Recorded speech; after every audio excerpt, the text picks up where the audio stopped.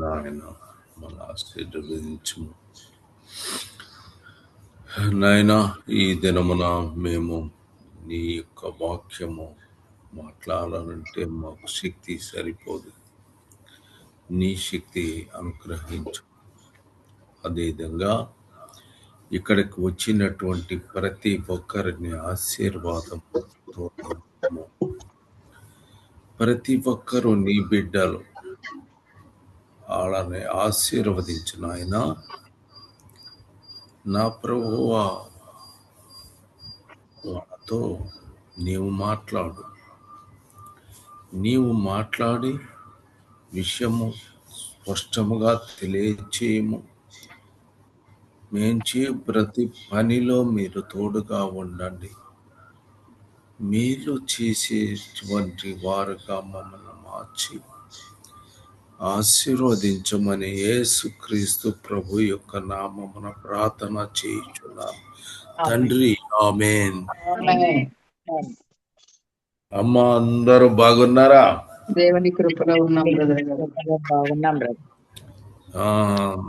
సహోదరులారా, మీరందరూ కూడా బాగున్నారా అని నేను ఆశిస్తున్నాను. ఆమేన్. బాగున్న వారంతా కూడా దేవుని ఆశీర్వాదంతో ముందుకి కొనసాగిపోతురు కాక. ఆమేన్. ఇప్పుడు ఒక వాక్యాన్ని మనము చదువుకుందాము. హెబ్రీయులకు 12:10 చదువుకుందాం. రాసిన పత్రిక 12వ అధ్యాయం 10వ వచనం. 10+11. వారు కొన్ని దినముల మట్టుకు తమకిష్టం వచ్చినట్టు మనలను శిక్షించిరి కానీ మనము ఇది ఎవరు చెప్పారు? ప్రొఫెసీ.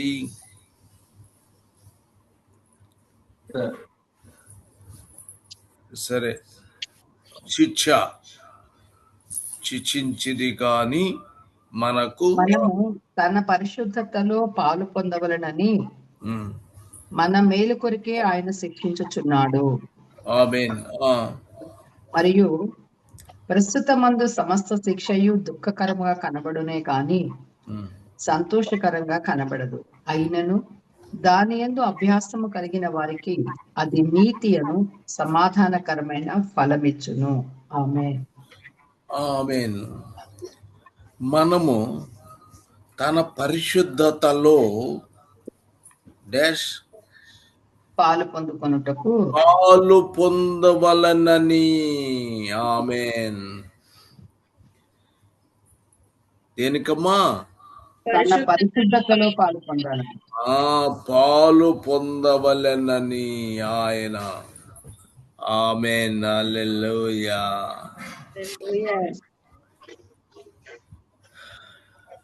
2వ తెస్సలోనిక 1:11.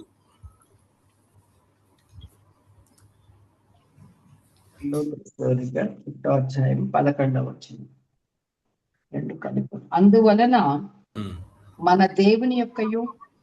అందువలన మన దేవుని యొక్కయు ప్రభువైన యేసుక్రీస్తు యొక్కయు కృప చొప్పున మీ యందు మన ప్రభువైన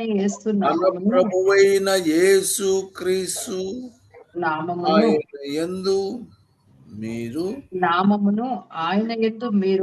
మహిమ నొందునట్లు 12 మేలు చేయవలనని మేలు కలుగు ఏమి చేయవలనని మేలు చేయవలనని మహిమ నొందునట్లు మనం ఏం చేయాలి? మేలు చేద్దామని మీలో కలుగుచున్న ప్రతి ఆలోచనకు మేలు చేయవలనని మీలో కలుగు ప్రతి ఆలోచనను విశ్వాసయుక్తమైన ప్రతి కార్యమును బలముతో సంపూర్ణము చేయుచు మన దేవుడు తన పిలుపుకు మిమ్మును యోగ్యులుగా ఎంచునట్లు మీ కొరకు ఎల్లప్పుడూ ప్రార్థించుచున్నాను. ఆమేన్. ఆమేన్. ఆయన ప్రతి విషయము మన కోసం ప్రార్థన చేయుచున్నాడు. ఆమేన్. ఆమేన్. ఇక ఫస్ట్ కొరింథీ 7:1-5 1 నుంచి అమ్మ 1 7 7 1 నుండి 5 వచనము దాకా. మొదటి కొరింథీ 7వ అధ్యాయము 1 నుంచి 5 వరకు. 1 2 3 4 5 5 వచనము వరకు. 1 కొరింథీ 7వ అధ్యాయము 1వ వచనం నుంచి 5వ వచనం వరకు. ఆ. మీరు వ్రాసిన వాటి విషయమే నేను చెప్పున్నది ఏమనగా, ఆ, మీరు మీరు మీరు వ్రాసి నేను ప్రార్థన చేస్తున్నాను ప్రతి విషయంలో మీ గురించి అని చెప్పాడు. మీరు వ్రాసిన వాటి విషయంలో ఆయన ప్రార్థన చేస్తున్నాడు మన కోసము. అప్పుడు ఆమేన్. స్త్రీని చదవండి. స్త్రీని ముట్టకుండుట పురుషునికి మేలు. స్త్రీని ముట్టకుండుట పురుషునికి మేలు. మేలు. ఆమేన్. అయినను అయినా కూడా జారత్వములు జరుగుతున్నందున జారత్వములు జరుగుతున్నాయి గనుక ప్రతి వానికి స్వభార్య ఉండవలెను, వానికి సొంత భార్య ఉండవలెను. ఆ, ప్రతి స్త్రీకి సొంత భర్త ఉండవలెను. అది స్త్రీ పురుషుడు వాళ్ళు పెళ్లి చేసుకోవటం మంచిది. ఎందుకు జారత్వం జరుగుతున్నాయి. చాలా మంది ఏమనుకుంటారు, పెళ్లి చేసుకోకుండా ఉంటాను, నేను పెళ్లి చేసుకోను, మేమంతా ప్రభువు కోసము ఉన్నాము అని చెప్తున్నారు.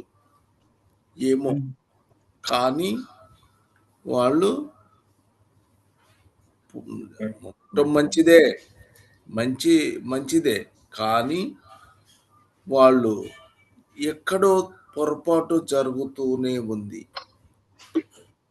వాళ్ళకి తెలియదు, కానీ తెలిసినా తెలియకపోయినా తప్పు జరుగుతుంది అని జాగ్రత్తగా దేవుడు చదవమ్మా. ప్రతి వానికి సొంత భార్య ఉండవలెను, ప్రతి స్త్రీకి సొంత భర్త ఉండవలెను. భర్త భార్యకును అలాగుననే భార్య భర్తకును వారి వారి ధర్మములు నడపవలెను. భర్తకు గాని భార్యకు గాని తన దేహము పైన అధికారము లేదు. ప్రార్థన చేయుటకు మీకు అవకాశము కలుగునట్లు కొంతకాలం వరకు ఉభయుల సమ్మతి చొప్పుననే తప్ప ఒకరినొకరు ఎడబాయకుడి. ఆమేన్. మీరు మనస్సు నిలపలేకపోయినప్పుడు సాతాను మిమ్మల్ని శోధించకుండానట్లు తిరిగి కలుసుకొనుడి. ఆమేన్. సాతానుడి యొక్క ప్రవేశము ఇక్కడ కలబడుతుంది. సాతానుడు ఎప్పుడు ఇద్దరికి సరిగ్గా లేకుండా ఉందనుకో సాతాను మధ్యలో కదా.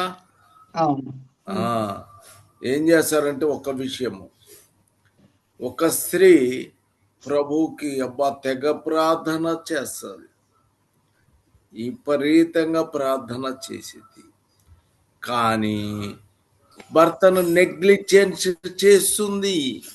భర్తని నెగ్లిజెన్స్ చేస్తుంది. భర్త దగ్గరికే రానీదు. అమ్మా తనేమో భర్త దగ్గరికి అసలు దగ్గరికి రానివ్వదు. ఎందుకు? నేను ప్రభువుని నమ్ముకున్నాను, నేను ప్రార్థన చేస్తున్నాను. అర్థమైందా తల్లి? వాళ్ళంతా ఏమనుకుంటారు, మేము కంప్లీట్గా మేము దూరంగా ఉన్నాము అని అనుకుంటారు.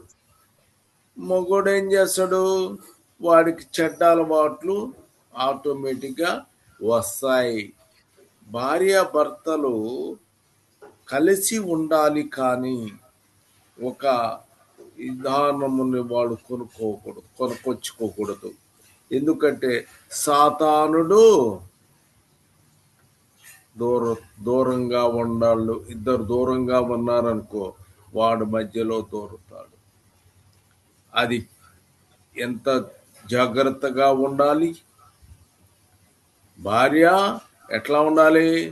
ఏజీని బట్టి, సరే, ఏజీని బట్టి మనకి అర్థమవుతుంది.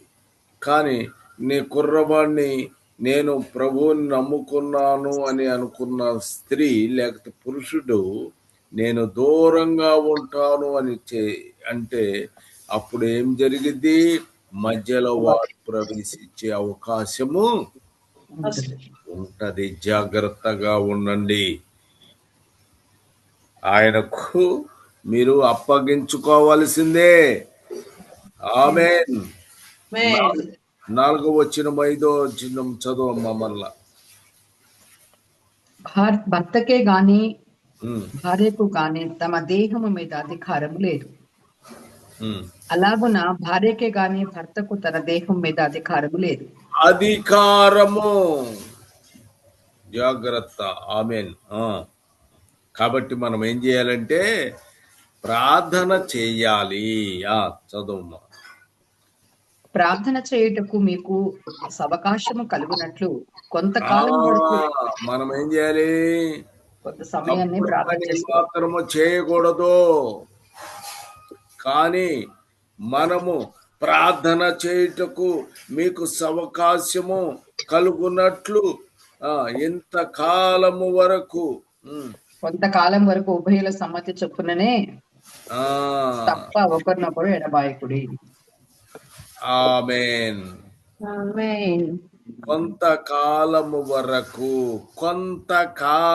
వరకు ఉభయుల సమ్మతి చొప్పుననే తప్ప.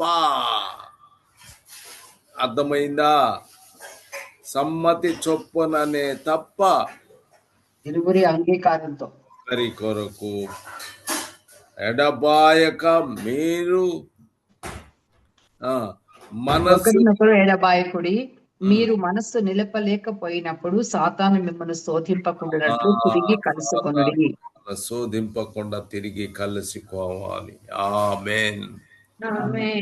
కాబట్టి ఏం చేయాలమ్మా? స్త్రీ పురుషులు అనేటువంటి వారు దేవుడు ఏర్పాటు చేసినటువంటిది. అవునా కాదా? భార్యాభర్తలు దేవుడే ఏర్పరిచాడు కనుక వాళ్ళు సాతానునికి అవకాశము ఇవ్వకూడదు. వెంటనే మీరు మంచిగా కలిసి ఉండాలి. అక్కడ సాతానుడు ఏ రకంగానైనా ప్రవేశిస్తాడు. నేను చాలా భక్తురాలుని అని అనుకోవచ్చు, తప్పు లేదు. నీవు ప్రార్థన ఏం చేయాలి? మీకు సవకాశము కనుగొన్నట్లు ప్రార్థన చేయుటకు చేయుటకు మీకు అవకాశము కలుగునట్లు కొంతకాలము ఉభయుల సమ్మతి చొప్పుననే తప్ప ఒకరినొకరు ఎడబాయకూడదు. ఆమేన్. హల్లెలూయా. ఉండాలి. ఆమేన్. హల్లెలూయా. రెండవ 1 కొరింథీ 10:24-25. కొరింథీ 10వ అధ్యాయం 24వ వచనం 25వ వచనం. ఎవడును తన కొరకే కాదు ఎదుటివాని కొరకు మేలు చేయ చూచుకొనవలెను. ఏం చేయాలమ్మా? ఎదుటి వారికి మేలు చేయాలని చూసుకోవాలి. మేలు చేయ చూచుకొనవలెను. ఆమేన్. మన సాక్షి నిమిత్తము ఏ విచారణ చేయక కటికవాని అంగటిలో అమ్మినదేదో దానిని తినవచ్చును. ఆమేన్. చూడండి, బజారుకి వెళ్తాము, షాపుకి, వాడి డబ్బులు ఇస్తాము, మాంసము కొనుక్కుంటాం. కొనుక్కుంటాం. వాడు ఎక్కడ కొనుక్కున్నాడో, వాడు తీసుకొచ్చుకున్నాడో, ఎట్లా తెచ్చుకున్నాడో మనకే అది తెలియదు. కాబట్టి అర్థమైందా? అవును, భయంకర అర్థమైంది. మనిషి ఒకవేళ విగ్రహాల దగ్గరికి వెళ్ళాడో, మరి లేకపోతే ఇంకెక్కడికి పోయాడో మనకి తెలియదు. తెలియదు. మనము డబ్బులు ఇచ్చి కొనుక్కున్నాము. కాబట్టి మనము దాని తీసుకునే విషయంలో మనము భయపడాల్సిన అవసరము లేదు. లేదు. అట్లా కాకుండా నువ్వు రమ్మని నీ ఫ్రెండ్ నిన్ను పిలిచాడు, పిలిచాడు, నువ్వు పోయావు, వాళ్ళ ఇంట్లో భోజనానికి కూర్చున్నావు. అట్లా చేయటానికి వీలు లేదు. లేదు. అక్కడ వాడు గనక కూర్చొని అక్కడ ఎందుకో నాకు బ్రహ్మాండంగా మాంసం బ్రహ్మాండంగా పెట్టాడు, మా విగ్రహానికి అర్పించింది అని వాడు చెప్పినప్పుడు నీవు తినటానికి వీలు లేదు. వాడు ఎప్పుడైతే నేను విగ్రహాలకు అర్పించినటువంటిది ఇక్కడ పెడుతున్నారు అని చెప్పిన తర్వాత నీవు ఎట్టి పరిస్థితుల్లో తినటానికి వీలు లేదు. నీవు షాపుకి వెళితే నువ్వు డబ్బులు ఇచ్చి నువ్వేం చేయాలి? నువ్వు ఏమి అంగట్లో అమ్మింది ఏదైనా సరే తినవచ్చు, నీకు ఎలాంటి అభ్యంతరము లేదు. నువ్వు కొనుక్కొని హ్యాపీగా తినవచ్చు. ఆమేన్, హల్లెలూయా. గలతీ 6:9 9-10. గలతీ 6:9-10. మనము మేలు చేయుట యందు విసుకక యుందుము. మనము మేలు చేయుట యందు విసుకక ఉండాలి. విసుగక యుందుము. మనము అనేక మేలు చేస్తామని తగిన కాలమందు పంట పోతుంది. ఏం చేయాలమ్మా? మేలు మేలు చేసినప్పుడు తప్పక పంటకు వస్తాం. ఆమేన్, హల్లెలూయా. కాబట్టి మనకు సమయము దొరికిన కొలది అందరి ఎడలను, విశేషముగా విశ్వాస గృహములకు చెందిన వారి ఎడలను మేలు చేయడము. ఆమేన్. సహోదరులకు మేలు చేయాలి. విశ్వాస గృహములకు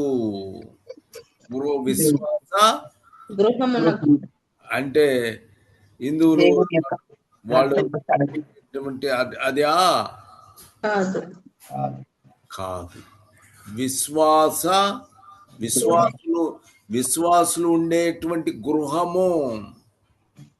విశ్వాసులు ఎవరికి విశ్వాసులు? యేసు ప్రభువునందు విశ్వాసం ఉంచిన వారు యేసు క్రీస్తు యొక్క విశ్వాసము, ఆ విశ్వాస గృహమునికి వచ్చినటువంటి వారికి నీవు మేలు చేయవలసినటువంటి వారు.